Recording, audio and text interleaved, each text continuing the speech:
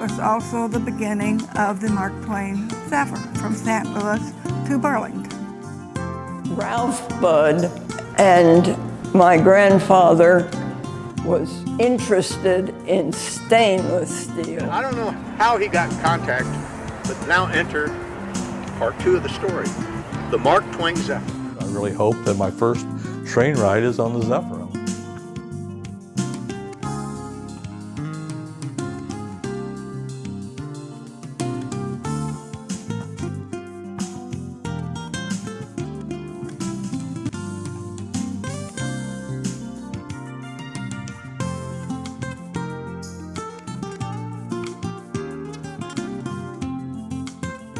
Welcome, thanks for joining us for another update on MarkTwainZephyr.com, also our Facebook and Twitter pages at Mark Twain Zephyr. I'm Robert Taborn, Director of Passenger Development for the Wisconsin Great Northern Railroad, and it is Sunday, November 28th, 2021, and we're here with another update and special guest once again. This is Deborah White, and she's from Nashville, Tennessee, and that's where we are this weekend, spending Thanksgiving weekend here at the Gaylord Opryland Hotel, which is behind us. We'd like to thank the Gaylord Opryland Convention Center for hosting us this afternoon for our update. And thank you so much for joining us. And you funded the mural in Hannibal? Well, I raised all the money for it, raised the but money. it was my idea and my concept and my dream, and it starts with a thought, and it materialized. I grew up in Hannibal, and a couple of years ago, I decided to honor Hannibal history, and my fondest memories were of the trains in Hannibal. And there was a huge roundhouse down below Lover's Leap, and I would go there as a kid because I lived on the south side, and we'd watch the trains and the trains being worked on. But my fondest memory was of a little girl my parents dressing me up, taking me to the depot to watch the Zephyr come in and depart. And it was, to me, space age, couldn't be real science fiction. The shovel nose and gleaming in the sun. It was beyond my imagination, and it captured my imagination. And in those days, ladies dressed up when they went down to the train station or the trains. So my mother would dress me in my finest, and my father took me, and we would stand and wait and watch, and it was so fascinating to see people coming and going on the Zephyr. We couldn't afford it. It was very expensive for our budget, but I could dream. And so, when I started doing murals, trains were the first thing I wanted. And I wanted a Zephyr originally, and I do have, my first mural has an old locomotive, Burlington, of course.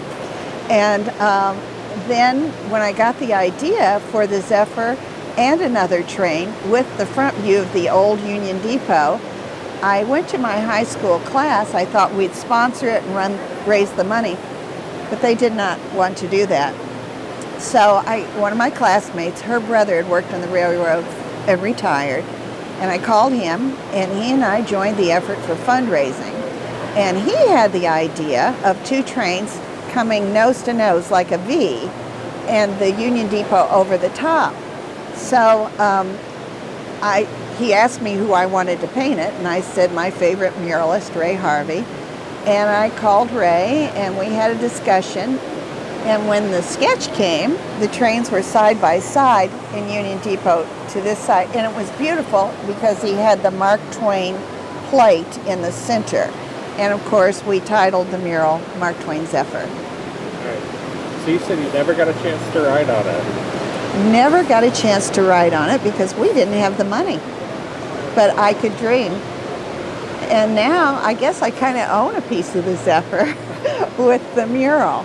So what are the other murals that you well, the first one I did, well, I should say the first batch, are 4 a little bit bigger than life-size Mark Twain characters. So I have Mark Twain, Huckleberry Finn, Tom Sawyer, and Molly Brown, the unsinkable Molly Brown, because she was born in Hannibal. And I was going to do more. And then a friend of mine, he said, just bite the bullet, spend your money, do a bigger mural.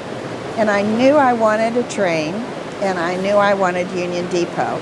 So that is on the side of the Hannibal History Museum, and it was the first mural, big full-size mural, downtown Hannibal. And we had quite a celebration a year ago when Ray finished it, a little bit over a year. And our Mark Twain impersonator came, and Tom and Becky, and some other notables in Hannibal. And that kind of started the fever for murals downtown. And then I did one on the front of the museum, which is the old streetcar that ran in Hannibal. And when I told people, they said, well, there were no streetcars. I said, oh, yes, there were. And so that's there. And next week, Ray Harvey's starting one called the McKnight Fountain. And then I did get a grant from Continental Cement because my grandfather was one of the original workers there, and my uncles worked there. And that was down the road from the roundhouse and the train yards. I don't know if I have this right, but I think there were up to 300 train cars in those train yards at a time. And holding patterns are being worked on.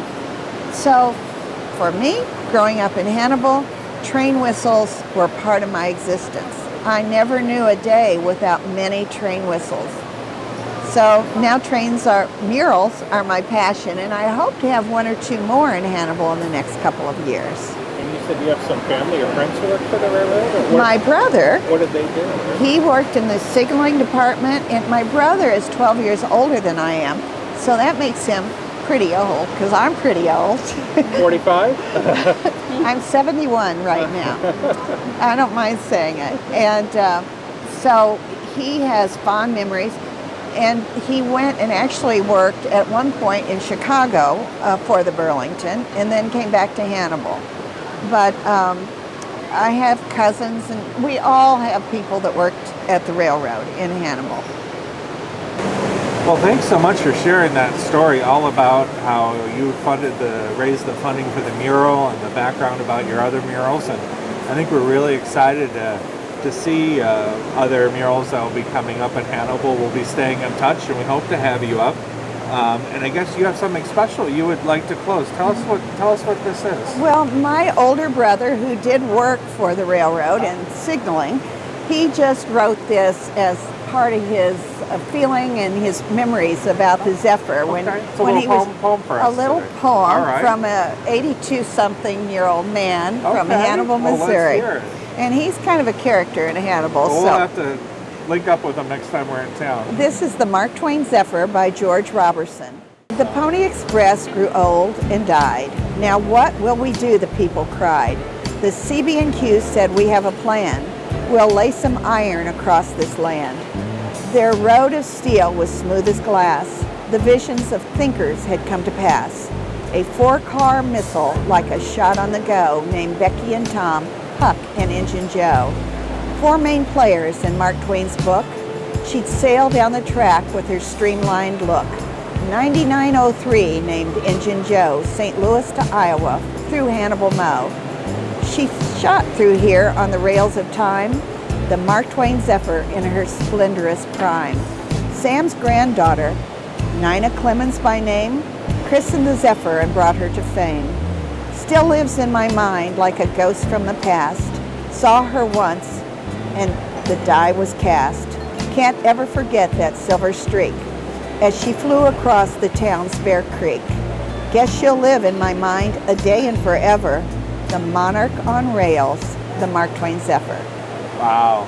Well, we've probably done about 60 or 70 of these updates, and I think that's our very first poem we've had about the Mark Twain Zephyr. So what's your brother's name? George Robertson. Okay. Well, such a beautiful poem. Thank you. And thank you for sharing that, and thank you for coming out here on our Thanksgiving weekend to, again, the beautiful Gaylord Opryland in Nashville, Tennessee. And thank you for inviting us down this weekend to Nashville.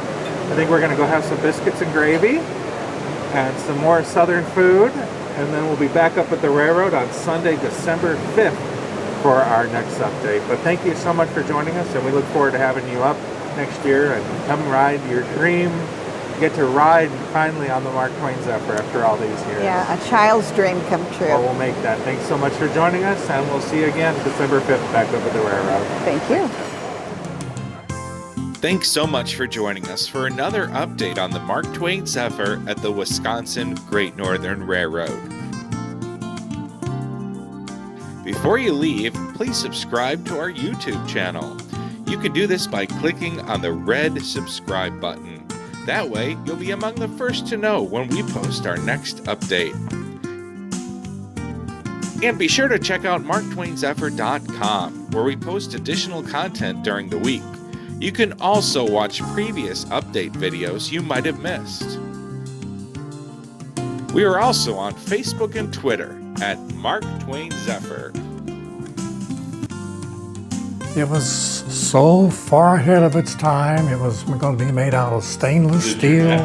Did he design the whole train? He designed the whole train. Times the Mark Twain Zephyr was so crowded, she would have to stand between Quincy and him. The stainless steel cars, and I, at that age and young, and how bright it was, and